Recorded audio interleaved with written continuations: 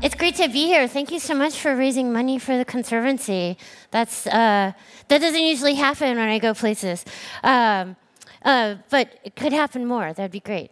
So what I wanted to talk about is how we're shaping the future as developers and people who are creating all the infrastructure for technology. People like to say software is eating the world. And it is, and that could be like a nice eating, or it could be kind of a, like a not great eating, right? So, and that's sort of up to us, right? So I saw this monument in Lisbon. These are explorers, and this is the monument of the discoveries. And so we're sort of crafting new pathways and forging new ideas and changing things a lot.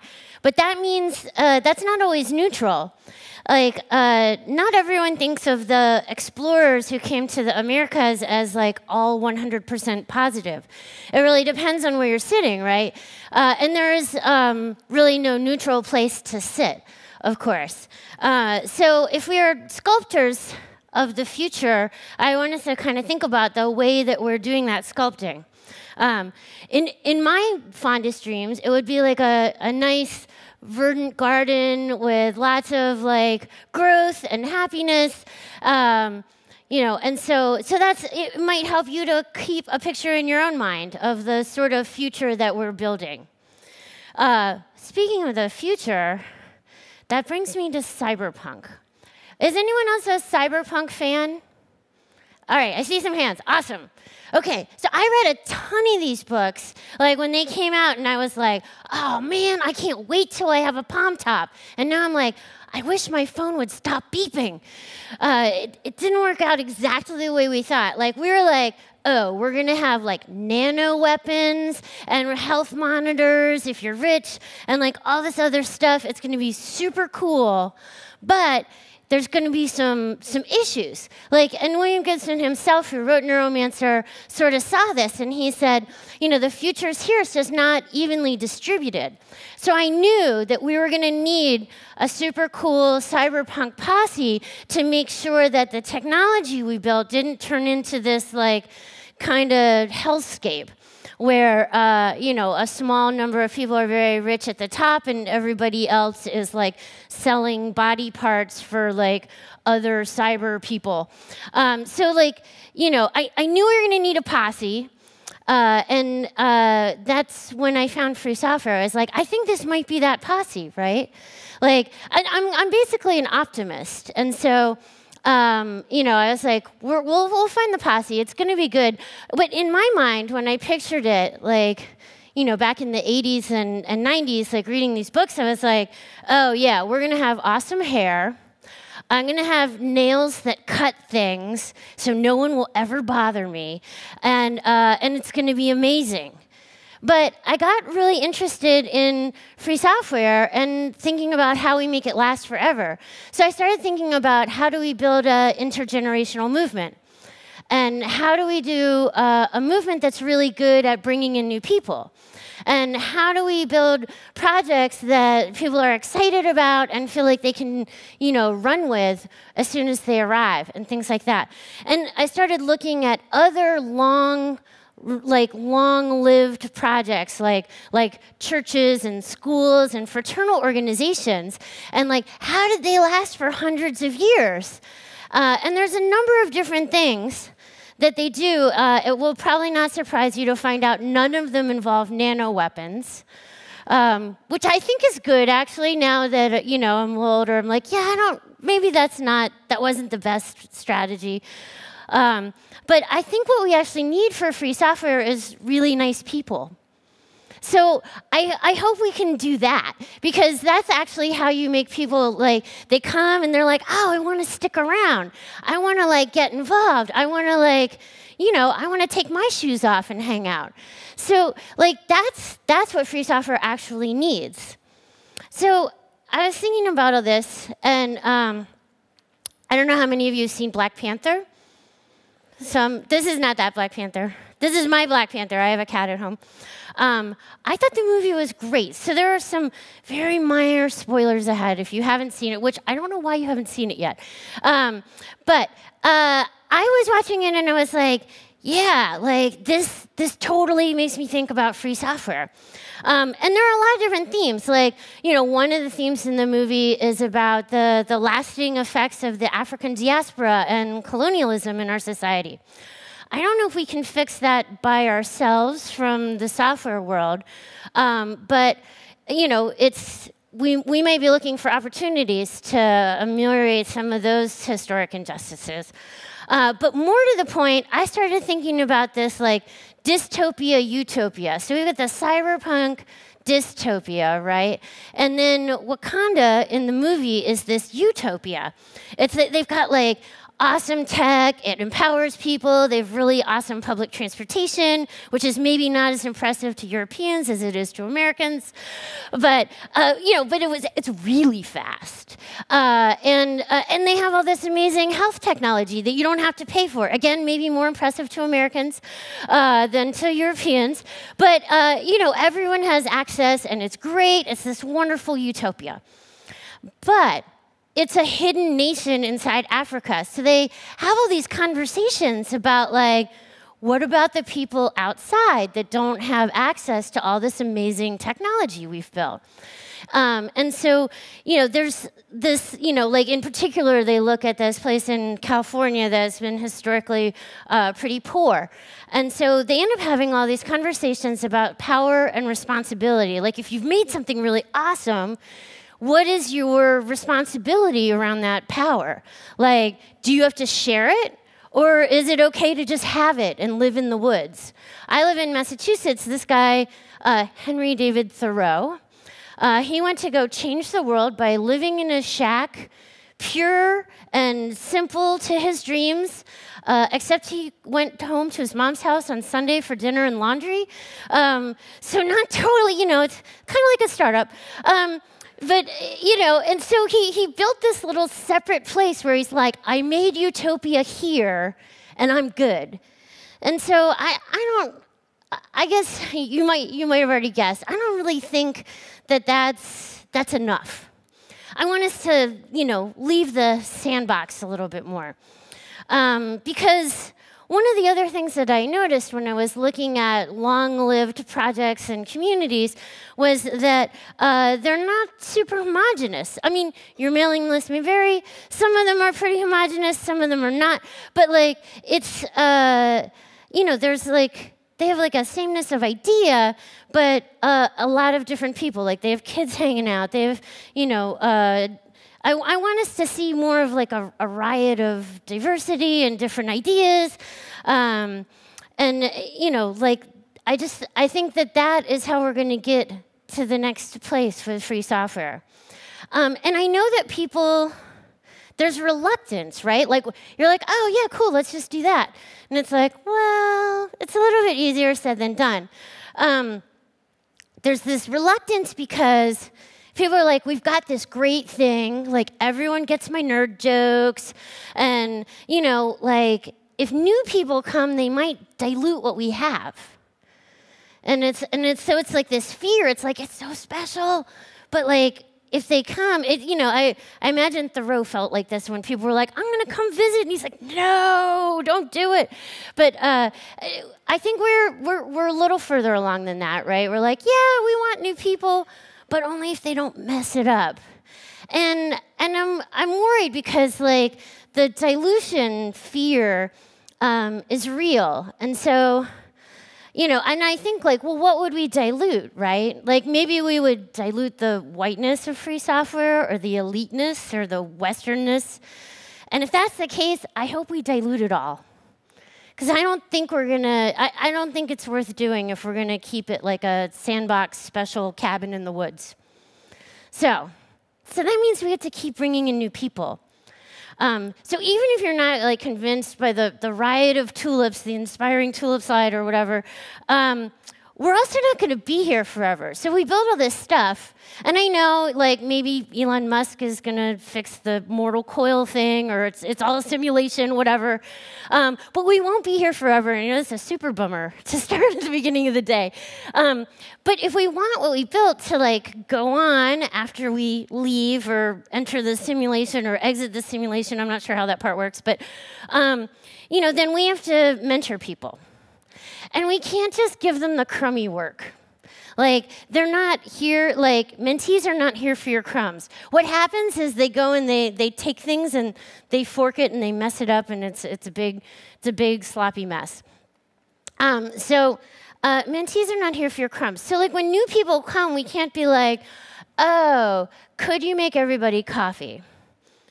And it's like, yeah, awesome, I have a patch. And it's like, no. Like, we also need, like, some database cleaned up and some data entry done. And it's like, no. Like, you have to bring them in fully. And so, like, I used to work on this project called Open Hatch, where we were, like, specifically looking at how to bring new people in. This is a non-scientific hand-drawn graph of, like, mirroring sort of the sales funnel, which maybe some of you have seen, right? Like, you know, so you, like, thinking about it as a free software project, you have, like, users and then recommenders and bug filers and contributors and then core. And so we were trying to figure out, like, projects that had a lot of users, like, why were people not coming across? And some of it was like, oh, the bug tracker is not, like, really linked from the website. Or the website is there, but it doesn't actually say what the project does. In this sort of, like, chicken-egg situation where it's like, oh, if you need the software, you already know about it. And I'm like from when? Like, from the womb? Like, oh, yeah, I'm going to use Twisted. Like, you know, like, that doesn't make any sense. So, like, we're trying to help projects figure out how to find this, you know, these barriers that were keeping people from becoming more involved in their projects. So there's that, like, idea of the funnel, but then the other thing is that, like, people live in this world, which is, like, a ton of funnels, and they're not even on, like, free software projects. Some of them are, like, bowling league and book club and, like, paint night and stuff. Or, like, you know, if this is a job funnel thing, then, you know, it's like, oh, I could work at the university, right? And so, you know, so we get these people, they might come in, and then they might just go to another funnel. But, and that's okay, if we have taught them about, like, our values before they go. So they might go and, like, maybe one day you'll be at a florist shop and be like, wow, you guys are running Linux to do this flower shop. That's awesome. And it's like, oh, yeah, the people at the free software and open source, they were super nice. So I figured I'd just run my flower shop on Linux, even though flowers are my thing.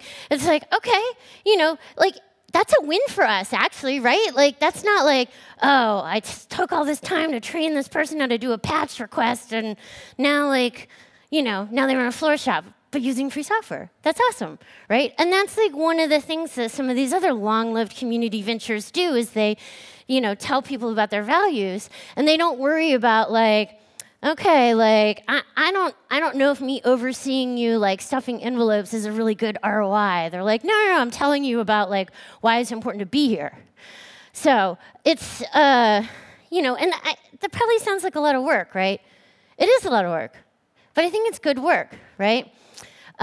So in our cyberpunk future, maybe where we're, like, coding in the shower, I don't know if people remember this commercial, or if you had this one here, right? It's a shampoo commercial.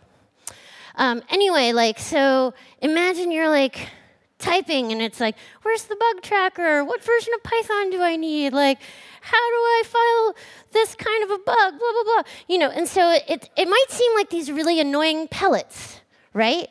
But they're not pellets. They're vitamins. They're good for you. They're letting you know, like, hey, no one can find your bug tracker, or your documentation is missing the Python version. So they're making your project stronger and softer and silkier. So we want that. Because even if they don't stay with your silky project, they might go to another one. They might be like, I love this open source patching. It's so cool. We might end up with a world full of roving bands of unaffiliated patchers. I would love that. That would be so awesome. I hope we get that It would be really great.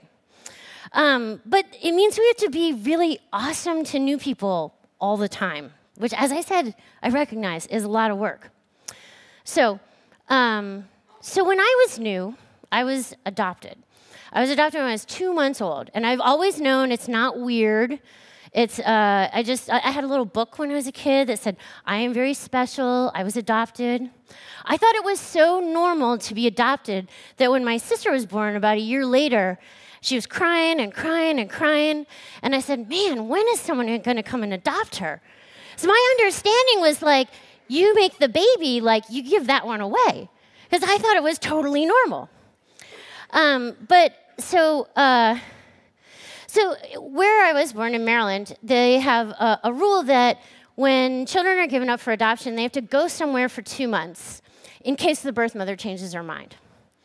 And so there is a woman in Maryland who has been taking babies like for years and years and years for the first 2 months of their lives, over and over and over again.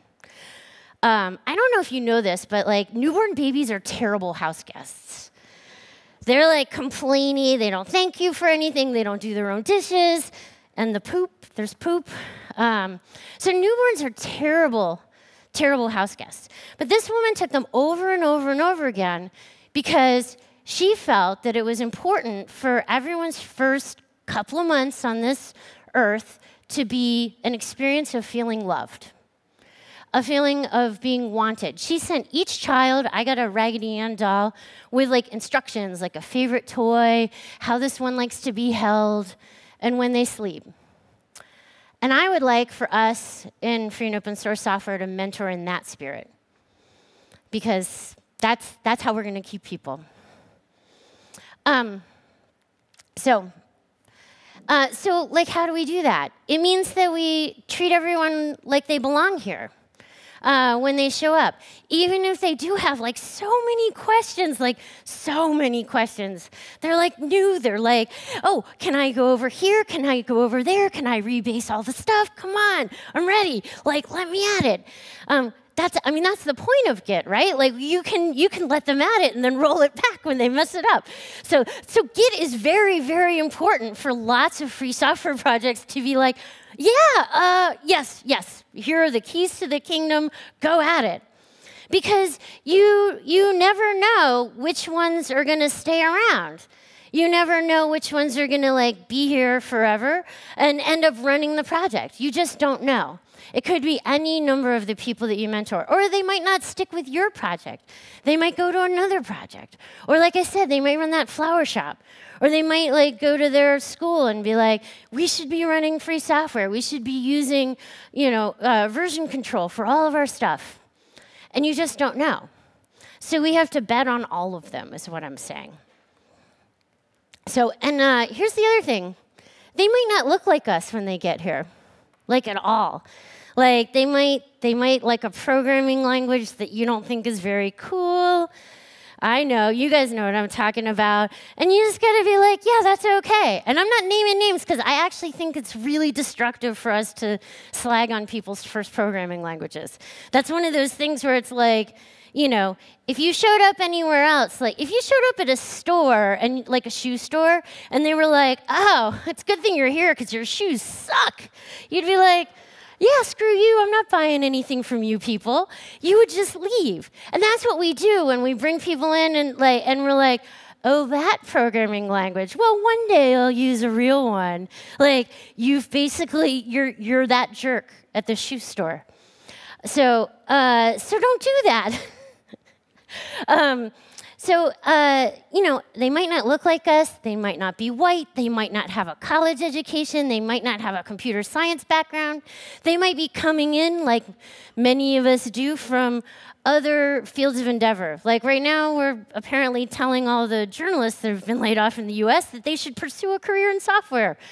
I don't know if that's, I don't know if that solves our larger problem with not being able to fund media in the US, but that aside, they might come over here, some of them. I've met other folks coming in from like a theater background. Myself, I have a painting and sculpting degree for Sometimes I send my parents notes like, I designed something, I used my degree today. But it wasn't a computer science degree. So they might not look like us when they get here, and we have to welcome them anyway. That's what I'm saying. We also have to,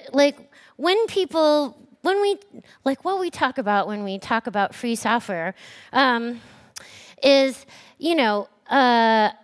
I've seen this a lot where it's, instead of can I help, it's like, oh, give me your computer, I'll fix it for you. Not as good. Or, sometimes people, I know a lot of folks in the nonprofit scene, and so nonprofit folks are like, oh, what should I use? And someone's like, oh, use this free software thing. And it's like, oh, but I don't know how to use that, and it makes me feel stupid, so I don't know if this is gonna work. So instead of like, oh, your mission, whatever, like, I don't care that you're running a domestic violence shelter, you should be using free software. And it's like, no, that's not, like, you only get one chance to make that first impression. And it should be in the spirit of, like, can I help? It seems like you might need something that has more robust security than what you're using now for your, at the shelter. Like, can I help? Not like, you're doing it wrong. No one likes a conversation that starts out with, you're doing it wrong. They just don't. There's like a lizard part of our brain that is like, la, la, la, la, I don't hear you anymore, after you start with, you're doing it wrong. So I want us to, like, oh, can I help? Like, hey, I've got this great project. And Git is in a great place to help showcase those projects for new people and let people see, like, oh, here's what there is to offer. And, maybe make it easier for folks that are less technical or not primarily technical to find great projects that will help them achieve their goals. So that's my question for all of us to ponder is, like, how can we make free software better? Because if we want it to stick around, like, if Elon doesn't show up with the immortality serum, then we're going to have to make it better so that it goes on after we're here. And that means we have to get better at bringing in new people. And some of those folks are new, like, because they're young and new. And some of them you might have noticed, like open source is the cool new thing. So we've gotten people like, from automotive and fintech, like, what are you guys doing? It looks like some kind of hippie party over there. I've been at those events, and they're like, oh, free software. Do you want, like, my other half a cookie? And I'm like, no, I have a job. I'm okay. It's not like that. So we've got people who are coming in new to free software, like, from other kind of software. And, so we should be like, how can we make that experience, like, as painless and as possible. So I'm really excited that Conservancy gets to host Git as a project, and we get to do this sort of like a little bit of a behind-the-scenes thing ourselves as a fiscal sponsor for a lot of free software projects. And that's one of the things that I really love about our work is that we get to help projects over and over again. They're like, oh, it's like, oh, yeah, so you should have regular meetings and take notes and, not buy champagne or take private jets on donation money, stuff like that. That, like, seems like, oh, I just never thought about it. And so I'm really glad that we get to support Git and you support us, so that's really nice. I've picked your credits, and I probably have time for 1 or 2 questions. I don't know if we're doing that, but I'm so glad that I got to come and talk to you all today, so thank you.